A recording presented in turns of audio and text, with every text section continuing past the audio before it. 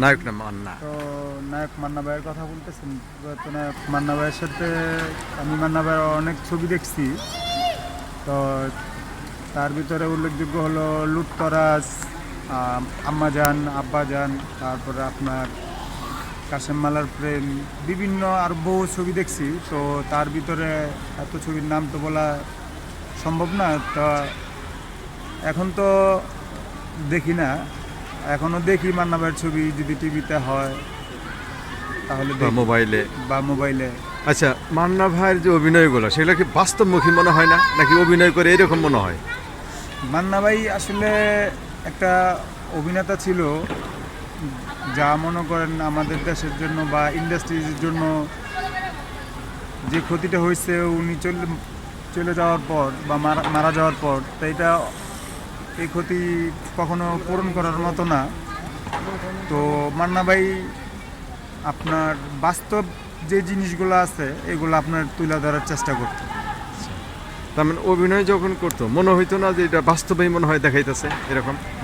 তা তো মনে হইতো, কেননা উনি বাস্তব জিনিসটা আপনার সামনে, দর্শকের সামনে তুলে ধরার চেষ্টা করতো। তাতে মান্না ভাইয়ের ছবি দেখতে গিয়া এমন কোনো স্মৃতি আছে যে মান্না ভাইকে খুব মনে পড়ে যে এই সিনারির হ্যাঁ, জন্য? আমরা তো মনে করেন যখন মান্না ভাই ছবি করতো তখন আমরা তো যাইলে মনে করেন যে হলে টিকিট কাটার জন্য অনেক পারাপারি, ধাক্কাধাক্কি, মারামারি অনেক কিছু হইতো। তা আমরা তো যেতাম একসাথে, মনে করেন 15-20 জন যেতাম। দেখা গেছে কি তখন আমাদের ফ্রেন্ড সার্কুলাররা অনেকেই, আমরা বেশিরভাগই আমরা যেতাম। যেমন দাঙ্গা ছবি আছে, দাঙ্গা ছবি দেখছি, খুব ভালো লাগছে। তা এখন ওইরকম আর অভিনেতা আমার চোখে পড়ে না, সেই জন্য আর ছবিও দেখি না এখন। তার মানে আগেকার গল্পগুলো স্ট্রং ছিল, অভিনেতাগুলোও খুব ভালো ছিল। হ্যাঁ, সব দিক দিয়ে আপনার স্বয়ংসম্পূর্ণ ছিল। তাই এখন ছবি করতেছে যারা, আমি এখন আর মনে হয় মান্না ভাই মারা যাওয়ার পর হয়তো 1-2 বছর কিছু ছবি দেখছি, এখন আর দেখি না। এখন হলমুখী যাই, হল কি জিনিস চিনি না, বলতে গেলে ভুলে গেছি।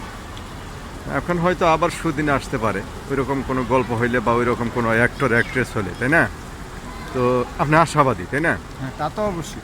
আর এই মান্না ভাইয়ের এমন কোনো ডায়লগ মনে আছে যেটা আপনি সবসময় বলেন?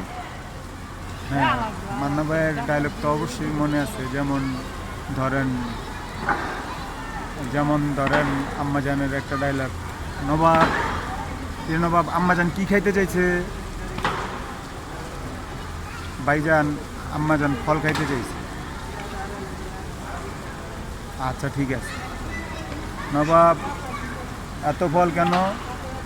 ভাইজান নিয়ে আসছে। আমি আমার আম্মাজানের সাথে 22 বছর যাবৎ কথা বলি না। তো কথা বলি না কেন জানেন কেন? আমার বুকের ভিতরে বিরাট একটা কষ্ট আছে, সেই কষ্ট আমি বলতে পারবো না ছেলে হয়ে। থ্যাংক ইউ, অনেক অনেক ধন্যবাদ ভাই।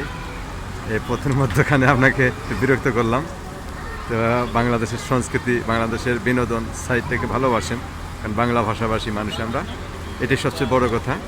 আর বাংলাদেশের মিডিয়া সেক্টর বা ফিল্ম সেক্টর আবার পুনরুজ্জীবিত হোক, ভালো কিছু গল্প, ভালো কিছু নির্মাতা, ভালো কিছু অভিনয় শিল্পীদেরকে নিয়ে আবার জমজমাট হয়ে উঠুক, এই প্রত্যাশা রাখি। অবশ্যই আমরা চাই।